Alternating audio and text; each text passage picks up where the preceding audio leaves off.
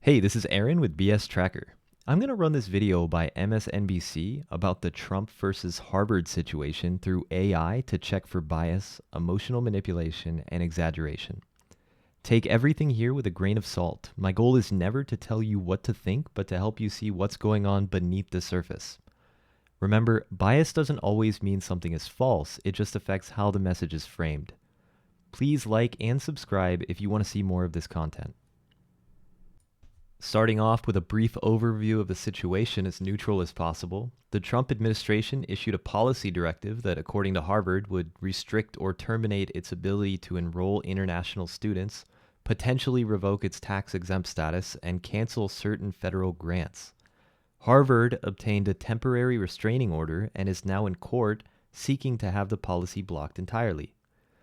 From Harvard's perspective, free speech and academic autonomy argues that the administration's actions infringe on the autonomy of private educational institutions, views the moves as retaliation for Harvard's handling of on-campus anti-Semitism debates and free speech controversies, overreach of executive power, claims the federal government is acting without proper legal authority, cites threats to revoke tax-exempt status or cancel unrelated grants as examples of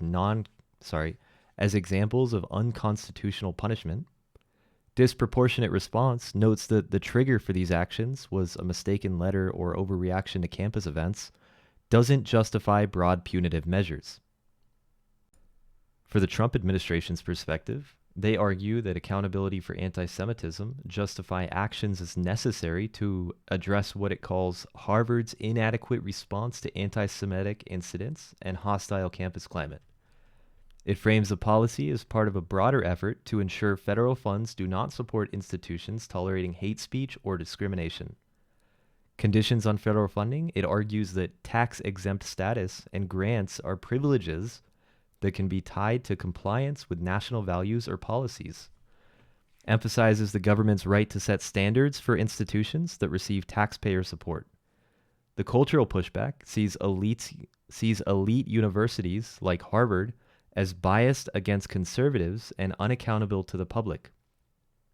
It frames the move as part of a broader effort to challenge entrenched ideological dominance in higher education. The legal question centers on whether the administration's actions constitute lawful conditions on federal support or unlawful retaliation and abuse of power violating constitutional protections. The courts will decide whether the executive branch exceeded its authority in implementing or enforcing these actions.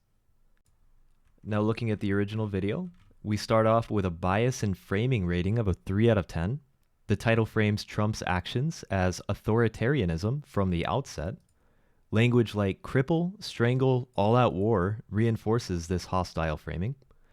Guests and host offer no counter-perspective on the administration's rationale. Emotional manipulation was a 2 out of 10. Strong emotional triggers like hurting the Jews, Holocaust deniers, and shutting down cancer research. Frequent appeals to fear and moral outrage without measured analysis. Designed to generate anger towards the Trump administration. Omission of key context, 3 out of 10. No breakdown of the actual White House policy or legal rationale. Lacks specifics on the administrative letter, error, or intended mechanism. Ignores broader legal or constitutional debates about federal oversight of private universities. Misleading or leading questions was a 4 out of 10. Scarborough poses an openly leading question and even jokes about it. The question, "Isn't there a better understanding in 2025?" prompts agreement rather than inquiry. Several prompts are structured to confirm bias, not explore complexity. Intentional dishonesty was given a 5 out of 10. No clear falsehoods, but heavy exaggeration in tone and claims like canceling all grants and 15-fold attack without citations weaken credibility. The implication that the administration intended to use anti-Semitism as a total pretext is speculative without direct evidence. Rhetorical integrity gets a 4 out of 10. It lacks acknowledgement of opposing viewpoints or potential policy justifications. Uses loaded terms and assumes negative intent behind every administrative action. refers to the actions as unconstitutional without citing legal rulings or expert dissent. Source transparency got a 3 out of 10. It quotes a New York Times op-ed, but offers no legal documents, court filings, or administration statements. No on-screen or cited sources for claims about policy content or the 15-fold punitive threat. Use of evidence, 3 out of 10. Relies heavily on emotional testimony from faculty and political commentary. No hard data or legal analysis presented on the policy's legality or implementation. Allegations about canceled fellowships and lab funding lack sourcing.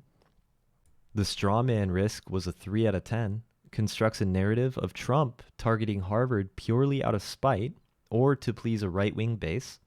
Oversimplifies the administration's motive into a caricature of authoritarianism, suggests anti-Semitism concerns are fabricated without nuanced discussion of documented incidents.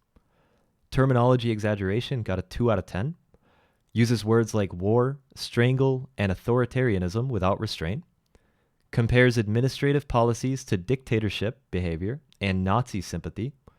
These terms heighten drama but distort proportion and nuance. The overall argument honesty rating is a 3.3 out of 10. The segment claims the Trump administration is using government power to punish Harvard over anti-Semitism controversies, with critics calling the actions unconstitutional, excessive, and politically motivated.